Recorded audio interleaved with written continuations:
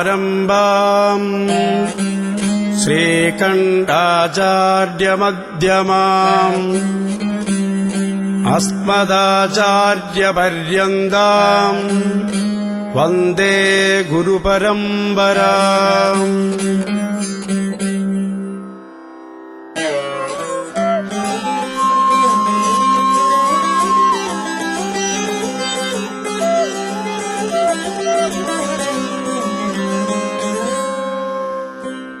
ओमित्येकाक्षरम् ब्रह्मा मन्त्रतन्त्रादिलक्षणम् महदादिविशेषान्तम् व्यापकम् பதமவ்யயம். இவ்வுலகில் இறையருள் இல்லையில் எதுவும் இயங்காது. இறையருளை எப்படிப் பெறுவது என்று பல அறிஞர்கள் நன்கு அனுபவித்து அழிவில்லா பொக்கிஷமாக கொடுத்துள்ளார்கள். இறைவனுடைய தன்மைகளை கூறுவதற்கு சொற்களே போதாது. அவருடைய கருணை வெள்ளம் கடலிலும் பெரியது என்றால் மிகையாகாது. ஆன்மாக்கள் இன்புறும் பொருட்டு அருவமாகவும் உருவமாகவும் அருவுருவமாகவும் விளங்குகின்றார். மனிதனுடைய மனம் கட்டுப்பாடு அடைய இறையருள் சக்தி ஒன்றுதான் நிலையானது. இவ்வுலகில் நித்தியமானதும் அழிவில்லாததும் வழிபாடு ஒன்றே.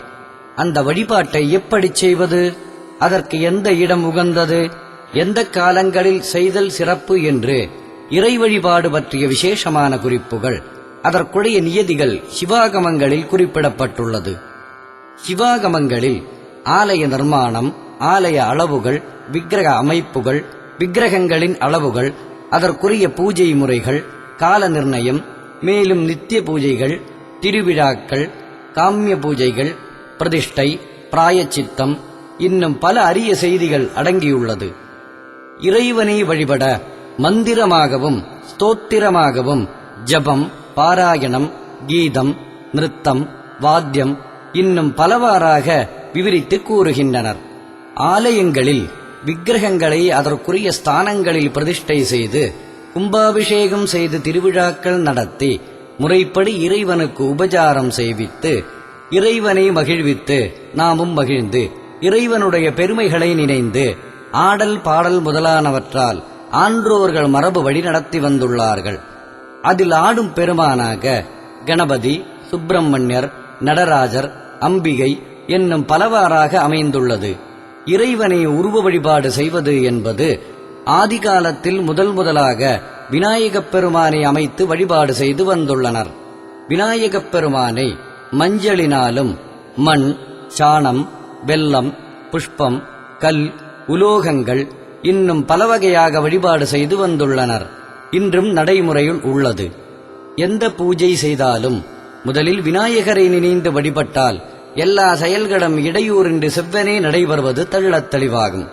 விநாயகப் பெருமானுக்கு வழிபாடு செய்யும் பொழுது முதலில் சுக்லாம்பரதரம் விஷ்ணும் சசிவர்ணம் சதுர்புஜம் பிரசன்னவதனம் தியாயேட் சர்வ விக்னோபசாந்தையே என்று சொல்லி சிரசில் 2 கைகளாலும் குட்டிக்கொண்டு தோப்புக்கரணம் போட்டு வழிபடுவது என்பது தொன்று தொட்டு நடைபெறுகிறது.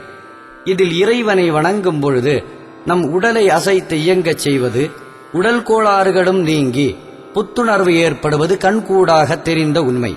விநாயகப் பெருமானை அப்படி வணங்கும் பொழுது அவர் நமக்கு புன்முறுவலுடன் அருள் பாலித்து வருகிறார்.